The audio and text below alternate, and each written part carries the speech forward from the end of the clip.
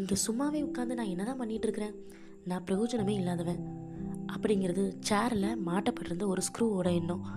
யாருக்கும் நான் தேவையில்லை அப்படின்னு நினச்சிச்சு அந்த ஸ்க்ரூ. தினந்தோறும் ஒவ்வொரு நிமிஷமும் அந்த எண்ணம் அதை பாடாப்படுத்துச்சு. இறுதியில் அங்கே இருந்து ஓடிவிட தீர்மானிச்சிச்சு. அது நெளிந்து நெளிந்து கலன்று நாட்காலியோட அடியிலேயே விழுந்துட்டு. அன்று சாயங்காலம் வீட்டுக்கு வந்த முக்கியமான விருந்தாளியை அந்த நாட்காலியில் அமர்த்தினாங்க. அவர் உட்கார்ந்தபோது நாட்காலி கலன்று அவர் அந்த ஸ்க்ரூவின் மேலேயே விழுந்துட்டார். அவர் காயப்பட்டதோட அந்த வீட்டு சொந்தக்காரர்களுக்கும் வெட்கமடைஞ்சாங்க. அதோட அவர் மேலே விழுந்ததால் ஸ்க்ரூவுக்கும் நல்ல அடி. வீட்டுக்காரர் அந்த ஸ்க்ரூவை கண்டுபிடிச்சி மறுபடியும் அங்கேயே இறுக்கமாக மாட்டி வச்சுட்டாரு. ஸ்க்ரூ தான் எவ்வளவு முக்கியம் என்பதை அப்போ உணர்ந்து கொண்டுச்சு. அங்கேயே இருந்து தன் வேலையை உத்தமமாக செய்ய உறுதி கொண்டுச்சு. இதை கேட்டுட்டு இருக்கிற நம்ம பலரும் நம்மை ஒன்றுக்கும் உதவாதவன் அப்படின்னு தான் நாம் நம்மளை பற்றி தவறான எண்ணம் கொண்டு இருக்கிறோம்.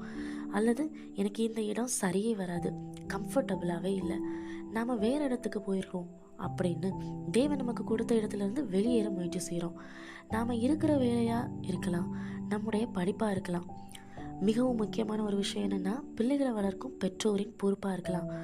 ஆண்டவர் நமக்கு கொடுத்த பிள்ளைகளை அவருக்கென்று வளர்த்து கொடுக்க வேண்டும்.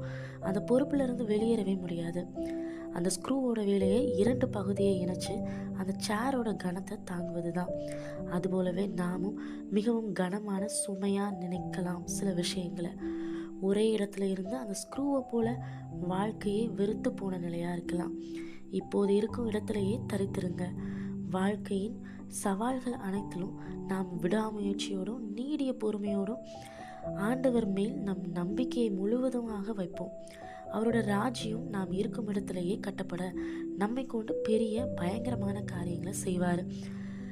யாத்திராகமம் 34ஆம் அதிகாரம் 10ஆம் வசனத்தின் பின்பகுதி இப்படியாக சொல்லுது: உன்னோட கூட இருந்து நான் செய்யும் காரியம் பயங்கரமாய் இருக்கும் என்ற வேத வசனத்தை நீங்கள் இருக்கும் இடத்துல உங்கள் கண்களில் படுற மாதிரி எழுதி வச்சுக்கோங்க. அதை எப்பொழுதும் உங்களுக்குள்ளேயே சொல்லிக்கொள்ளுங்க. தேவன் உங்களை கொண்டு பெரிய காரியங்களை செய்வார் நீங்கள் இருக்கும் இடத்திலேயே. நம் தாத்தாவான நோவாக்கு கீழ்ப்படிதல் was the best. ட்ரையல்ஸில் இருந்த யோபுக்கு பொறுமை was the best. உலகில் பெஸ்டான நீயும் உன் வாழ்க்கை பெஸ்டாக,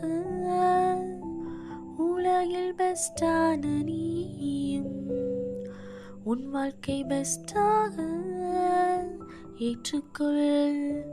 இயேசுவை சொந்த இரட்சகராக ஏற்றுக்கொள். இயேசுவை சொந்த இரட்சகராக. ஆண்டவர் உங்களை எங்கே வைத்திருக்கிறாரோ அங்கேயே உங்கள் வேலையை உத்தமமாக செய்யுங்க. இல்லாவிட்டால் உங்களுக்கும் மற்றவர்களுக்கும் ஊறு விளைவிப்பவர்களாக மாறிடுவோம். கர்த்தர் தாமே நம்மளை ஆசீர்வதிப்பாராக. ஆமென்.